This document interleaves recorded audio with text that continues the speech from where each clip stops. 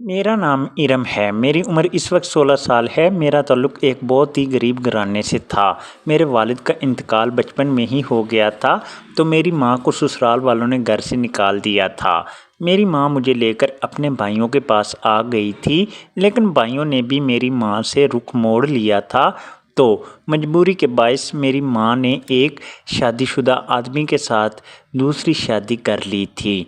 इसकी पहली बीवी इंतकाल कर चुकी थी और मेरी माँ ने मुझे भी साथ लेकर जाने का फ़ैसला कर लिया था। इस आदमी ने पहले तो इनकार कर दिया था, लेकिन फिर मान गया था कि चलें ठीक है, आप अपनी बच्ची को भी साथ ले आएं। तो यूँ मेरी माँ मुझे भी वहीं पर साथ लेकर चली गई थी। मेरी उम्र उस वक्त 7 साल थी। जब मेरी माँ ने शादी की थी, तब वो आदमी उसी वक्त से मुझे जिस तरह से देखता था, ये मुझे पकड़ता था, तो मुझे कुछ अच्छा महसूस नहीं होता था।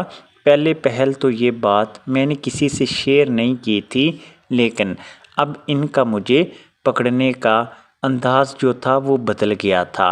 वो हमेशा मुझे उसी वक्त ही अपने पास बुलाते थे जब मेरी अम्मी घर में नहीं होती थी, किसी काम में मसरूफ़ होती थी।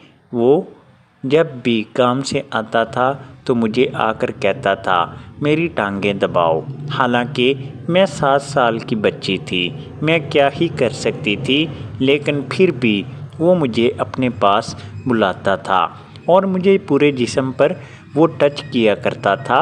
मुझे बहुत ही ज़्यादा बुरा फ़ील होता था, लेकिन मैं किसी को बताती नहीं थी। फिर आहिस्ता आहिस्ता मेरी उम्र बढ़ने लगी और मेरे जिस्म में भी तब्दीलियां आने लगी थीं।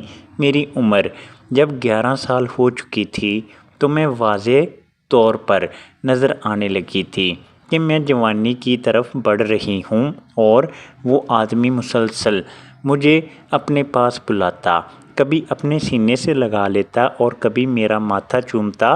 वो दिखाने में तो ऐसे ज़ाहिर कर रहा था कि जैसे मुझे मेरे असली बाप की तरह प्यार कर रहा है, लेकिन मुझे महसूस होता था कि वो कुछ गंदा सोच रहा है, क्योंकि मैं इसके हाथों को और इसकी नज़रों को साफ साफ महसूस कर रही थी।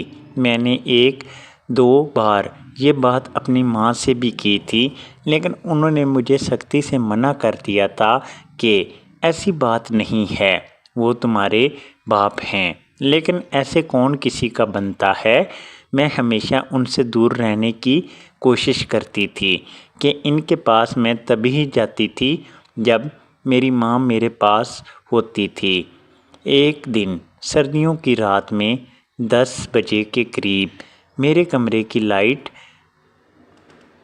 बंद थी और मैं आराम से सो रही थी। हालांकि मैं पूरी तरह सोई नहीं थी। मुझे सारा कुछ मालूम हो रहा था कि कोई मेरे कमरे में आया और आकर मेरे बिस्तर में बैठ गया था। मैं अंदर ही अंदर डर भी रही थी और डर के मारे रज़ाई से अपना मुंह भी बाहर नहीं निकाल रही थी, लेकिन उसने अपना हाथ मेरी टांगों से पेट की तरफ बढ़ाया तो मैंने चीख मार दी और चीख जैसे ही मारी तो मेरी माँ बाकी अपने कमरे से मेरे कमरे में आई। आकर लाइट उनकी तो कमरे में कोई भी नहीं था। मैंने अपनी माँ को बताया कि मेरे कमरे में कोई था, तो उन्होंने मुझे कहा कि बेटा आप डर गई हो, ऐसी वैसी कोई बात नहीं। लेकिन मेरी माँ के चेहरे से परेशानी साफ साफ नज़र आ रही थी, क्योंकि उनको शक हो गया था कि यहाँ पर कौन आया हो सकता है। लेकिन उन्होंने भी टाल मटोल से काम लिया और वो शख्स भागकर वॉशरूम में चला गया। मैंने अपनी माँ से कह दिया था कि अम्मा आप मेरे पास सोया करें, वो जुर्रत में बहुत ज़्यादा डर लगता है। लेकिन मेरी माँ ने मुझे मना कर दिया था कि बेटा ऐसा मुमकिन नहीं है, मुझे तुम्हारे बाप के पास ही सोना पड़ेगा। यूं ही चलता गया اور ایک رات میری ماں کو کسی کام کے سلسلے میں جانا پڑا۔ مجبوری تھی کہ وہ مجھے ساتھ لے کر نہیں جا سکتی تھی۔ اب گھر میں اور میری ماں کا شوہر اکیلے تھے، تو اس رات موقع پا کر اس نے مجھے کمرے کے اندر کنڈی لگا لی اور مجھے زبردستی پکڑ کر بیڈ پر لٹایا اور میرے ساتھ وہ سب کچھ کر لیا جس کی وہ 3-4 سال سے پلاننگ کر رہا تھا، اور میں اپنی عزت سے ہاتھ دھو بیٹھی تھی۔ میں ایک ننھی کلی تھی جس سے میری ماں کے شوہر نہیں، جو کہ میرا ستیلا باپ تھا، مجھے مسل کر رکھ دیا تھا۔ اب میں جس پوزیشن میں تھی، یہ میری ماں جس پوزیشن میں تھی، ہم کچھ بھی نہیں کر سکتی تھی، اور اس بات کو اندر ہی اندر دبا لیا تھا۔ اس بات کو ابھی 3-4 سال ہو چکے ہیں، لیکن میں کسی سے بھی یہ بات شیئر نہیں کر پائی۔ اس بات کا مجھے اور میری ماں کو علم ہے، لیکن میں دعا کرتی ہوں کہ